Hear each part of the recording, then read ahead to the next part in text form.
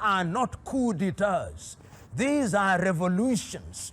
They are revolutions because it has become obvious that those who are lackeys of France in the Sahelian region were manipulating the electoral process, were using institutions such as the judiciary for purposes of perpetuating the French agenda. And that these young men from the military came out and said, no, when the people cannot do it through traditional revolution, we are going to do it through the barrel of the gun and use the institution of the military to change the equation.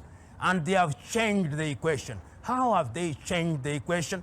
First, welcome back to Christy TV, my correct people. Then popular activist PLO Lumumba unleashes explosive revelations on military leaders of Burkina Faso, Ibrahim Traoré, Mali, Colonel Assimi Goïta, and Niger's General Chiani. This man exposed so many secrets that many people are not even aware of. Please watch the rest of this video to know exactly how these activists expose these 3 military personnel who have taken over the country's leadership. Please, once you finish watching this video, never subscribe to our YouTube channel, please kindly do well to subscribe. Subscription na free, say make you dey watch our updates. Kindly feel free to drop your own opinion in the comment section. they are saying we are cutting political ties with Paris. Secondly, we are cutting economic ties with Paris. We are getting out of any organization which is led by France. We are cutting off the situation that compels us to use currency that is printed in France.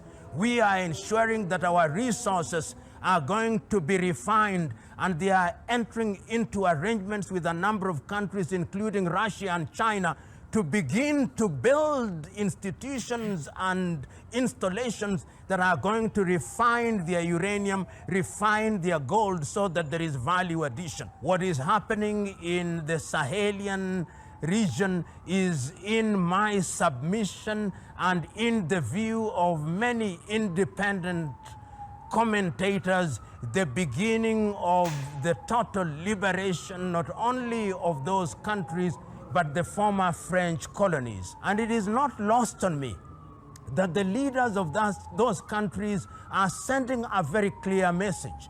They are sending the message that any institution which makes the claim that is a Pan-African institution but is being controlled from outside will be defied. I remember that day, the day after the coup d'etat in Niger, and I remember the meetings that were held in Accra, Ghana, the meetings that were held in Abuja, Nigeria, the meetings that gave a 72-hour ultimatum to Niger and said, we are going to invade you, not in so many words, but we are not going to allow you. I remember the sanctions that were imposed upon Niger.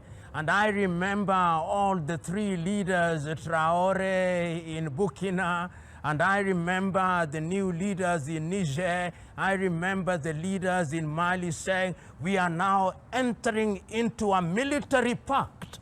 You attack Niger, you have attacked Mali, you attack Burkina, you have attacked Mali, and you have attacked Niger, and of course, even Doumbouya in Guinea-Conakry said, we will join you. That is a new face.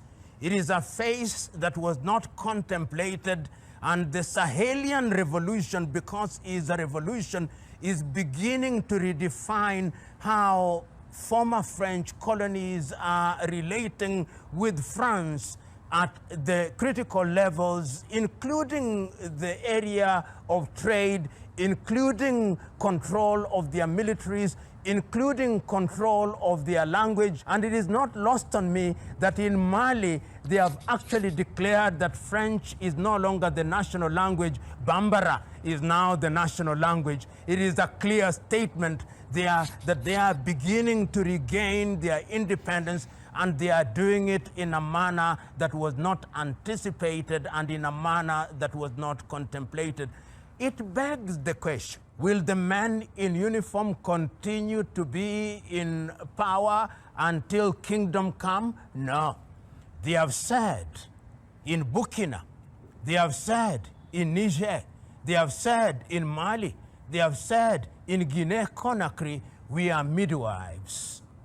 We have come here for a short time to clean up the mess that has been with us. We have come here to clean up the mess that the French have always created.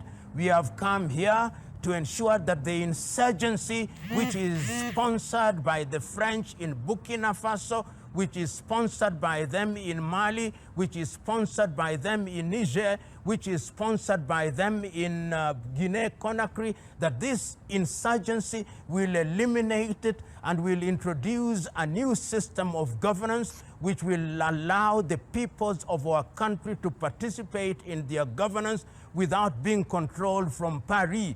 They are saying that we have been puppets for too long. We are now regaining our independence, and this revolution is a revolution which is unique, is a revolution which is being defined and refined by young Africans whose agenda is the spirit of Pan-Africanism. The Sahelian revolution is a revolution which will change the continent of Africa and redefine Africa's relationship with the former colonizers. In order to understand the Sahel, we must go back to the year 1958, when Charles de Gaulle governed France. And when Charles de Gaulle and his administration took the decision that their former colonies would be granted independence, and asked that they vote no or yes. Yes, to mean that you would regain something called independence, but you would remain under France. No, to mean that the French would run away. Only two countries voted no: Algeria under Ahmed Ben Bella and Guinea under Ahmed Sékou Touré. The rest of the countries remained under the tutelage of France and have remained so, controlled politically and economically, including their currency, the CFA franc. So that recently, in the 21st century, when young men in the military took the decision that they would change things, it was something that shocked the French and shocked the world. Shocked the French because they said, we are now gaining our independence. What we had was not independence. And I listened so very keenly to Doumbouya in Guinea-Conakry. I listened very keenly to Aïta in Niger. I listened very keenly to Traoré in Burkina Faso, and their message was clear. There are those who said within ECOWAS that Mali must not, when we talked about Mali at that time, they said Mali must be expelled from ECOWAS. And they came and they warned that they were going to attack Mali, but the Malians said, no, we are going to protect our newly acquired independence. The same message came from Guinea, the same message came from Niger, the same message came from Burkina Faso, and there is now unanimity within the Sahel that the time is now to redefine their relationship with France particularly. Let us understand why that redefinition of relationship is important. It is important at two levels, at the political level and at the economic level. We start with Burkina Faso. Burkina Faso is a country that was formerly known as Upper Volta. When via coup d'etat, Thomas Isidore Sankara took power in 1983, he said we must rename our country. And he renamed the country Burkina Faso. And he renamed the people the Burkinabe, the country of upright men. And he said that the time has come that we must be totally liberated from France. France has controlled how we conduct our politics. France has controlled what we sell and what we buy. France controls our money. France controls our everything. And he redefined everything. And within 5 years, we now know that Thomas Sankara and Burkina Faso as a country were liberating themselves and were capable of feeding themselves. He said we must take charge of our gold, we must take charge of our uranium. But within 5 years, in 1987, they had induced Blaise Compaoré to assassinate him. And this is always important to remember. When Isidore Sankara was told that you are going to be assassinated and the possible assassin is Blaise Compaoré, he said, Blaise is my friend. If it is Blaise whom they have hired to kill me, then I will not survive. And he did not survive. France controls the Sahel because of our resources. Then, of course, Niger.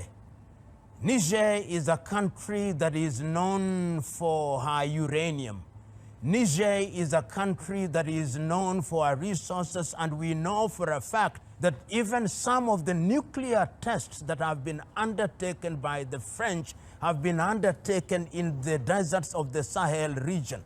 We know that that particular area is rich in all manner of resources, and the Nigerians took the decision that we are going to change this. When the coup happened, one of the things that was most frustrating was that a decision was taken that Niger must be treated differently, and people don't understand why ECOWAS reacted in the manner that it did. It was uranium. It was the uranium that is not only used in France, but is used in different parts of the world for nuclear facilities. And Niger sits upon uranium that has value that is inestimable. And the idea to ensure that Niger was ostracized from the ECOWAS community was at the behest of the French. And it is important that the Sahelians have taken the vow that they are going to protect Niger. Outside of Niger, we are also aware that the Malian regime with Assimi Goïta, who is the current president, have taken the decision that they are going to ensure that Mali, even with the sponsored insurgency, is going to remain a country that is independent.